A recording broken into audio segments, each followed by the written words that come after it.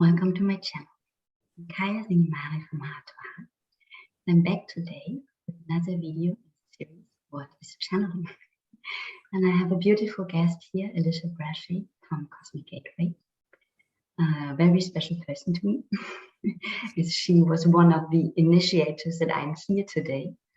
And Alisha, maybe you would like to introduce yourself.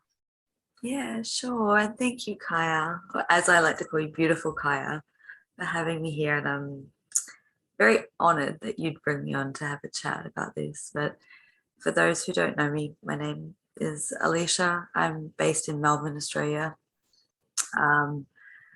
Cosmic Gateway has been my little baby that I've had for about 4 or 5 years now, which is full-time in doing, I guess you could say, energy work, healing, intuitive guidance.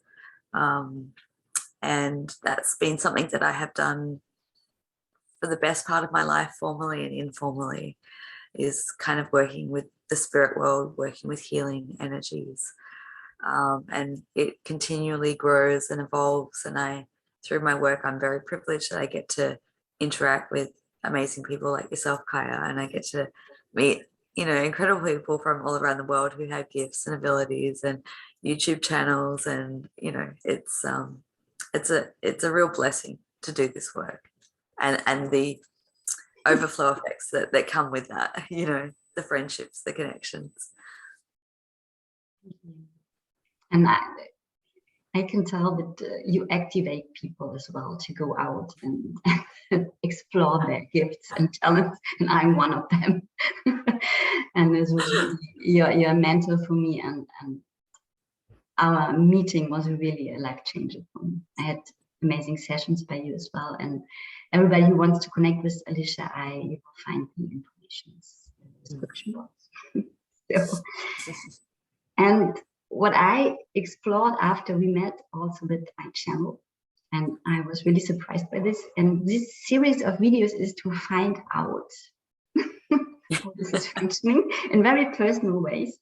And so you're a great channel as well, if you call it like that. It is a label as well. Mm-hmm. And how did you find out that you channel? I've had to think long and hard about this, because I don't often use the word channel, mm-hmm. but sometimes there's no other word to describe what we do, right? Mm-hmm. And so it is it's like any word or label. Mm-hmm. It has a great context and meaning when it's used in the correct manner, as being a channel, a pure mm-hmm. vessel is. And then I think there is distortion that comes up when it's misused, just like anything else. Mm-hmm. And yeah, so how did I, okay. I've always been curious in the unseen, for lack of a better word, since I was a child, and, always exploring ways to connect and dialogue with,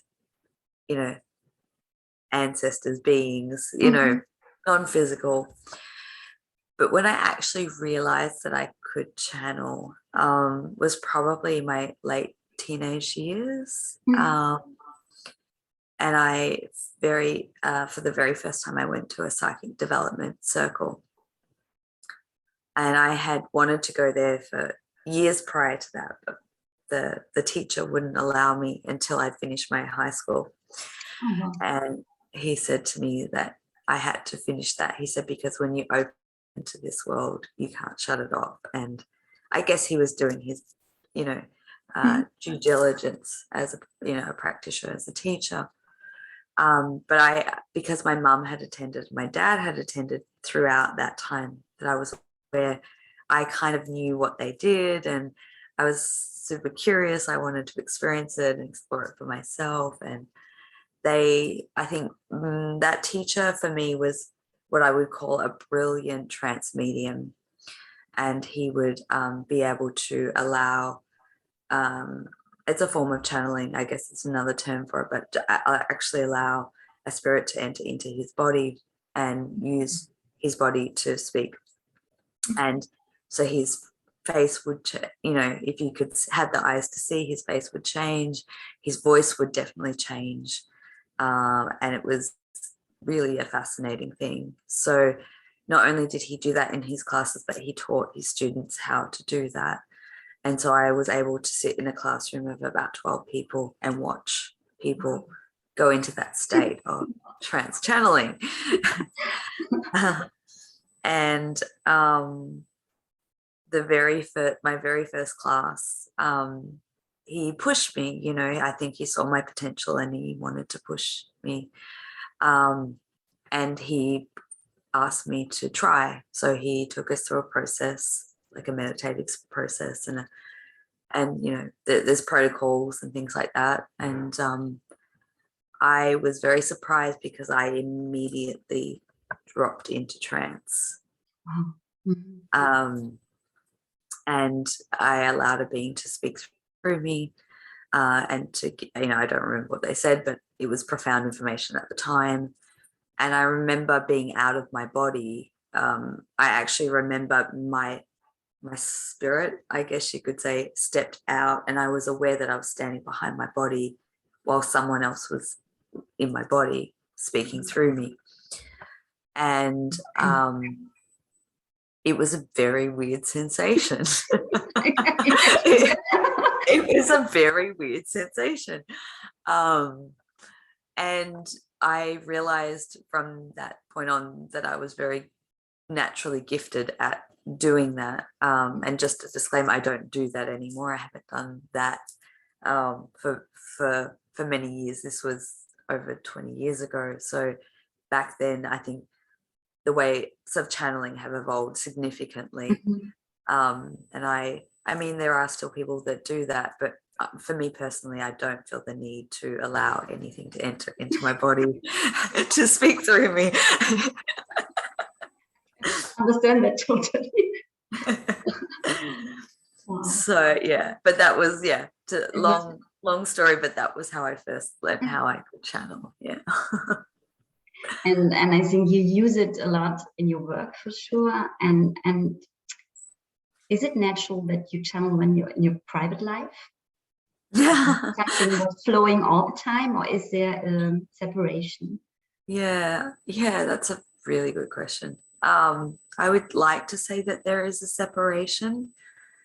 And the reason that I say that is because I've worked really hard to try and separate my life and my work, which is sometimes not easy to do. And I think that's probably been a big challenge, is to switch off. And I think I've accomplished that to the best that I can for now, but it still comes in, so I do it a lot in my work. And even, for example, doing like a podcast or speaking to you, that's in my opinion, it's a form of channeling, because often when I finish, I don't remember what I've said. It's like the higher version of me speaks through me for the best part, and not, part of my human self, part of, it's a mixture. I think this is interesting because I separate still, and it's a not allowing as well. Yes. So a form of this has to be there and not there. And I think it's beautiful when this is happening in a way always and helping you. Yeah, this is a question. Yeah, no, I agree with you. I think that to some degree, I do think it blends into all aspects of my life, because I could be having a conversation with a friend or a family member, and I will go into quote unquote channeling mode if there's information to be shared. I don't. I guess I've learned over the years through bad experiences or varied experiences that if a message needs to come through, it needs to come through. And sometimes it's impossible to switch it off if once you're tapped in. It's not like having an office job or another form. It's very different way of living. It's a lifestyle. I think there's a beauty also when you don't separate work and life, when you do work that you love so much that it's not any longer this, I stop my private being and be this working being. So I found personally there's beauty in it. Yeah, I think so too. Yeah, I think that's kind of a key indicator, if you will, that you're doing something from the heart and from passion. Yeah. And how can you describe how it feels? Do you hear voices? Do your spirit guides speak with you or see images? Can you describe something like this is happening for you? Yeah, sure. I guess going back to my original training, you know, not only did we learn about how to enhance working as trance mediums, trance channeling, but we learned how to distinguish and work with all the different levels of our senses, our psychic abilities and intuition. So clairvoyant in seeing, clairsentient in feeling, clairaudient in hearing. And there's the other claircognizant. I can't even say it. Claircognizant. Yeah, is just a knowing. Like I like to refer to as a data dump of information. And I interchange and work with all of them, and it's also changing now because sometimes I can taste and smell as well. And sometimes I can literally be in another person's body or vice versa. I can feel what it feels like to be, and I think that's where this is kind of a new thing for me, and I'm still exploring it, but what people call intuitive medical medium work. Okay. Wow. At the moment, I'm very highly tuned in my physical body that I can actually feel how people's organs are functioning, which is very weird for me. And then you feel it in your body, or you have okay. No, I feel it in my body. Yeah. So for a period of time while I'm working with a person, I will feel everything that's happening in their body. Wow. But you know that it's their feelings. You can. Yes. That's beautiful. Yeah. So you know that's not yours, because I know a lot of intuitive and very sensitive people are not sure what they're feeling, if it's theirs or the other person. Yeah. I think for me, it's been a lifelong journey to understand and explore energy, to understand what is mine and what's not, and where it's coming from, because it's not an easy task. And I won't even, begin to admit that I have reached the epitome of understanding that, because it's always changing and always new levels. But yeah, I think I know that when I'm in session with a person, I know that whatever I'm picking up on is because I'm picking up on them. But in my personal life, that's not always the easiest. It's still it's not as easy to decipher. Yeah. Wow. You're very on a high level on knowing these gifts and knowing yourself. I have the feeling it's beautiful. Thank you, Gaia. And then I have the question, if you control it, and I have the feeling this has already been answered, that in a way you can't really stop it, but when you can't stop it, then it has to be there. So and do you know where the informations are coming from? From the universe, from your heart, from the soul? Yeah. Do you have a feeling where these informations or images or smells coming from? Yeah, I think it changes. I mean, ultimately it comes from the same place, I believe.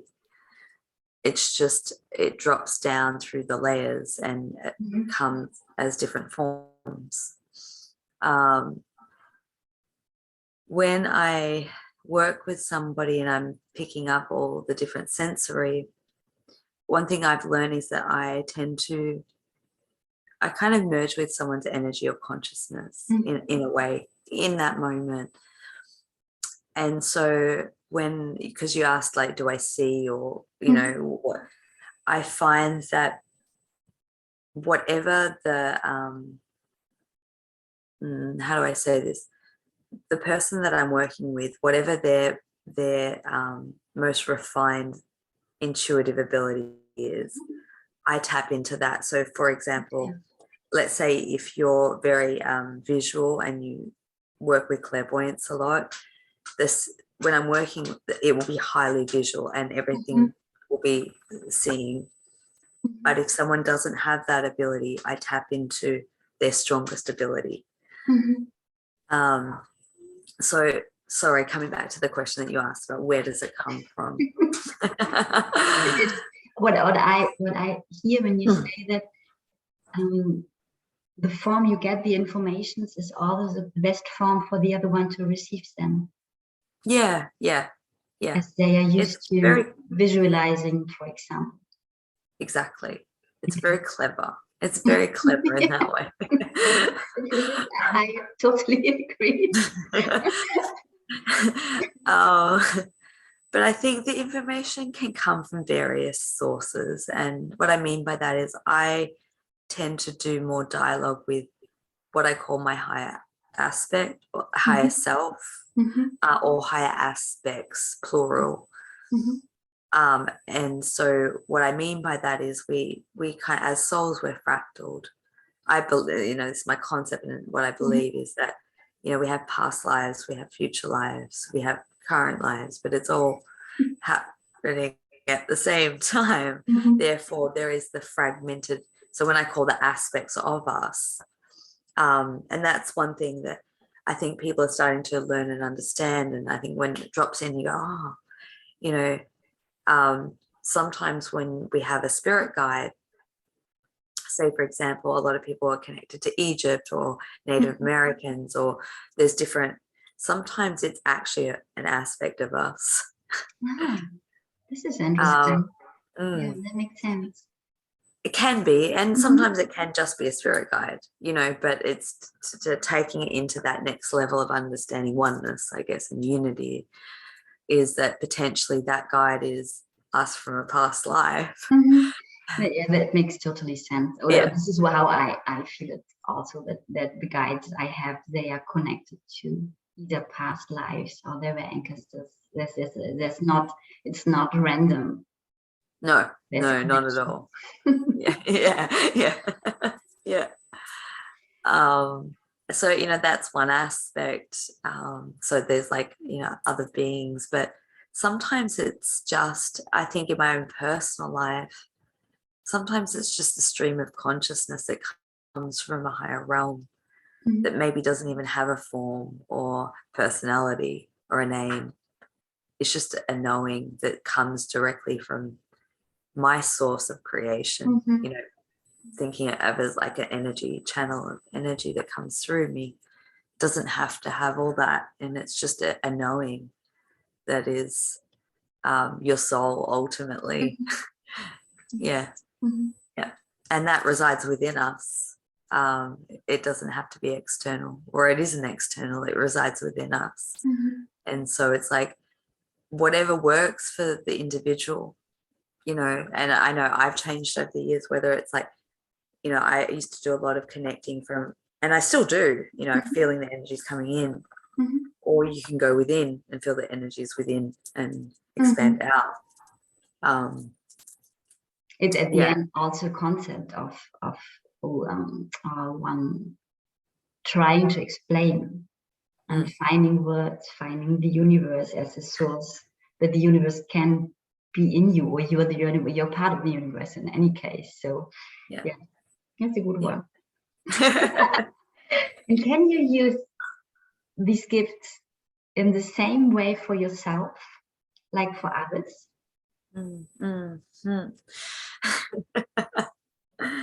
Generally, you know, most people answer that question and say, no, not really. And I used to be that way too.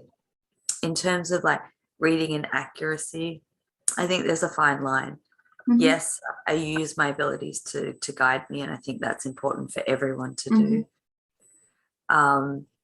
But sometimes we're not meant to know particular things for a reason.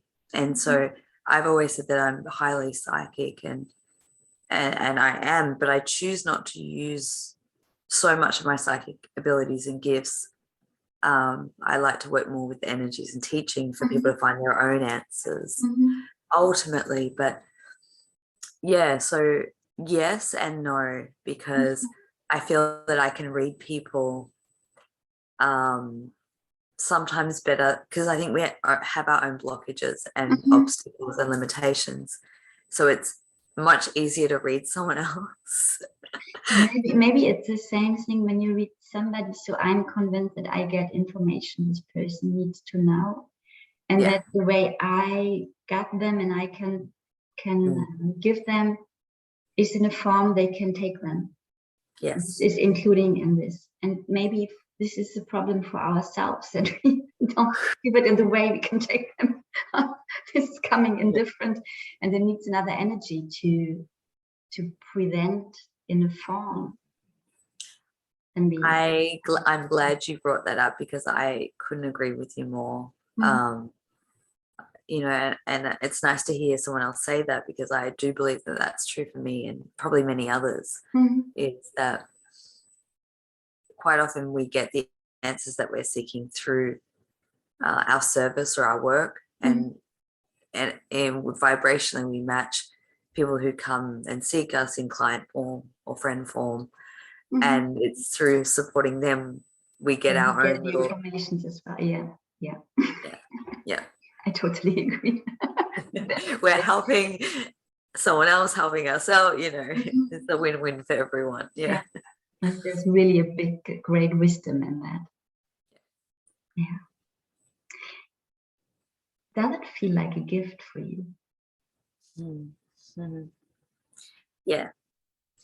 I can say definitely. I mean, there would have been times in my life for sure, many times in my life, where I did feel that it was a hindrance, not a help, and that I was cursed or I was different, or I think I've been through a lot of emotions around my gifts and abilities. But I mean, overall, like, I remember what one of my teachers said to me, and he said, it doesn't necessarily make life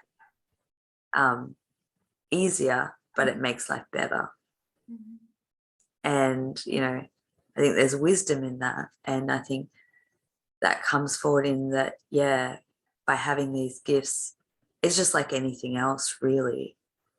You have to adjust to understand it and work with it.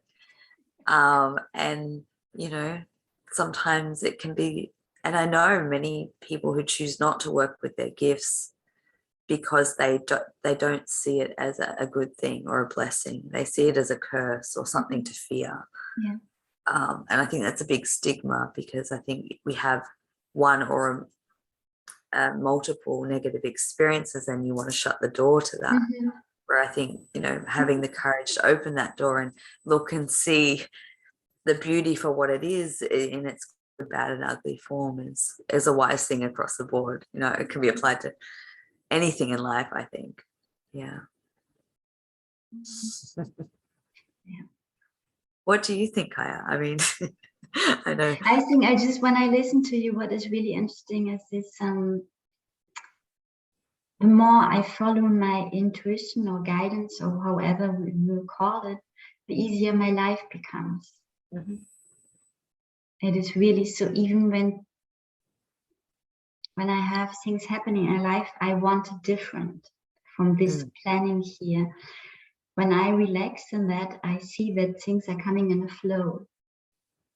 And this is a gift. This is a gift. It is so just stepping out of this survival mode and fighting, and saying, okay, I just have this idea to make interviews about channeling. Let's have a look. So the first step is then to make it.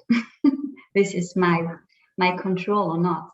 But then seeing how easy this is flowering and how how I explore more and more, that I explore things through these interviews. For example, and this is really a gift, and I see it as a gift as well to see how this can help others.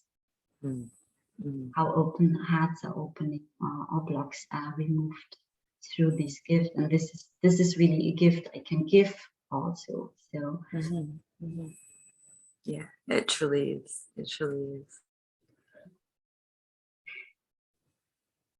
How do you know? I think you know it really well, but maybe there were doubts earlier that these messages you get are really channeled, so pure source, however, messages, and there's not pieces of your, let's call it ego or your personality as Alisha in them. How do you know that? That's a very good question. I trust. It takes a lot of trust and a lot of discernment and a lot of weeding through, I think, and like just experience.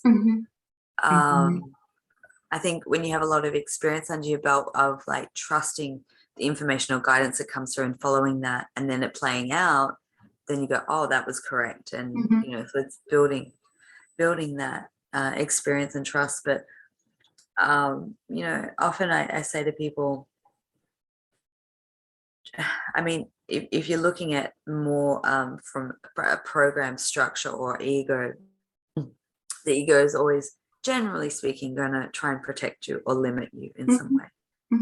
So that's a really good discerning factor to know what is coming from like higher consciousness and what is the human. I like to break it. Whatever. Yeah. Because generally speaking, higher consciousness is always going to be sort of loving and supportive and directing you and navigating you. Whereas our human mind and our programming will say you can't do that and belittle it and put us down or try, which is trying to protect us. Ultimately, It's not a bad thing. And I also often say that quite often with spirit, energy, guidance, it's soft, it's gentle, it doesn't shout. I mean, at times it can, but it's the subtle undertones of information as opposed to our head a million miles an hour going, that's not pure information. No, that's convoluted. Yeah. That's a good definition of that. And do you think that different people channel different messages? Yes, I do. I was thinking about this before we recorded and trying to understand, it was good to bring this question up because it made me think about something. When something comes natural, you got to think, my understanding of channeling as an overall thing. And I think that everyone channels, whether they're aware of it or not. And channeling, in my view, or what came to me this afternoon, is that it is an energy or consciousness that flows, that is within us, but it flows to us and through us. And it is to be expressed in different ways. And it is the energy that ripples out through those expressions, whether that's through, a message, a piece of artwork, a conversation, a guidance session, it can come through in so many different ways. And I think that whether you're in this line of work or not, people still, channel because that's the energy in which our soul is expressed through us in physical form. That's what's beautiful definition of a channel. I thought so too. I was like, oh, I like that. Yeah, and I think I would think that everyone who's I followed my intuition. I had this intuition, that gut feeling is also channeling. I use this term because but at the end, we should forget all the terms as well and say we just connected with the all over wisdom. Yeah, but I remember I heard a reader on YouTube say this once, and I thought, oh, and and she was using like terms like twin flame, twin soul, these type of labels, and she said, I don't like labels, but sometimes they have to be utilized to get the right people in the room for the message to be conveyed. Yeah. And sorry, I do have a husky in the background. They have channeled messages for us, your dogs. Well, clearly they do. And yeah, the animal kingdom too. Yeah, their expression and sound and yeah, singing is an expression of channeled messages as well. Absolutely. Yeah. Okay, really at the end, the last question. 2020 started really heavy, intense, massive. Do you have an intuition, a channeled message, whatever, how this will unfold in the second half of this year? That's a great question, and I love it. And I'll see, I get asked that a lot, and I'm going to see, I'm actually going to feeling, I don't want to give the reply that I've given, to that question. But I think I need to start there. And so being in a 6, hang on one second. He wants to say a lot.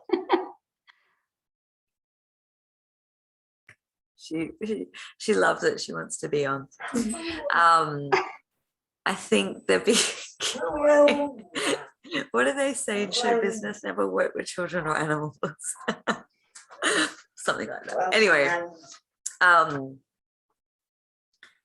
being a 6 vibration year, universal year this year, it is about love and harmony and balance and beauty and family, and all those beautiful things. And I think being that right now recording this in the middle of May, we're almost halfway through the year. Can you believe that? I mean, I can't.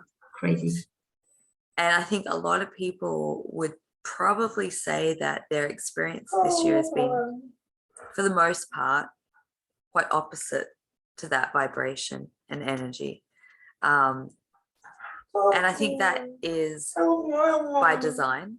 And, everyone's journey is different. And I can only speak from my own personal experience.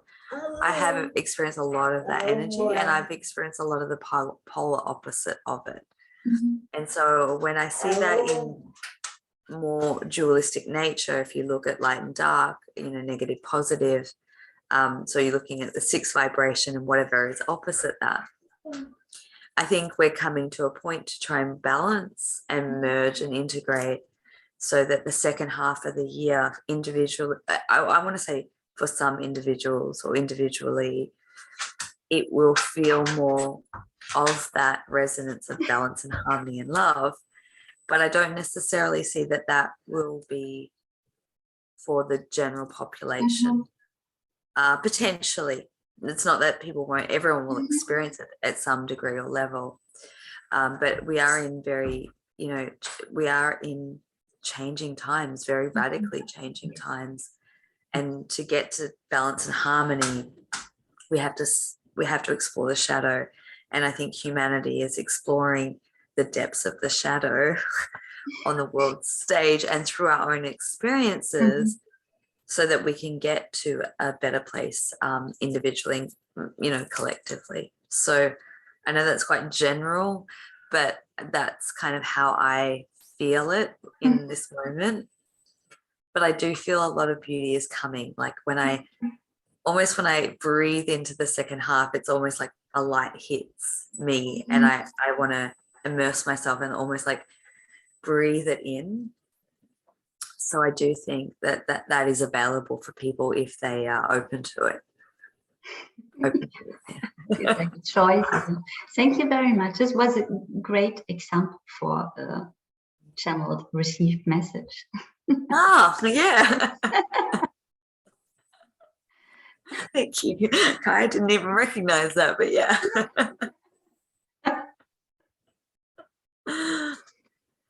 Very much. So yeah, we will come to an end. And for everybody there who wants to connect with Alisha, you will find all the information in the description boxes everywhere on every social platform here. And I give you the last word. Oh, thank you, Kaya. Well, I guess last word is to express my gratitude once again, not just for coming on and having this conversation, but the work that you're putting out. And, you know, obviously if people follow you, then they know the essence of who you are. But from the moment we connected and met, I felt that very pure energy that resides within you and through you. And that whatever you did, and I know that you've got beautiful work that you're doing and that will come in the future, and this is part of that. I think that it's a gift to humanity because you're following your guidance and intuition and allowing that energy that flows through out to everyone who watches and hears your words and connects with you in whatever way that looks like. And it's, I feel very honored and uplifted when I see people like yourself shining their light. You know, I think the more that we can encourage and lift people up to do that, that's the quicker we change this world. So thank you. Thank you very much for these deeply touching words, Alisha. Pleasure. Thank you for everybody watching there. We will be back. I will be back with another episode, and you will be back with a lot. You do a lot of beautiful interviews and bringing things out as well. Okay, and we say goodbye. Bye. Bye.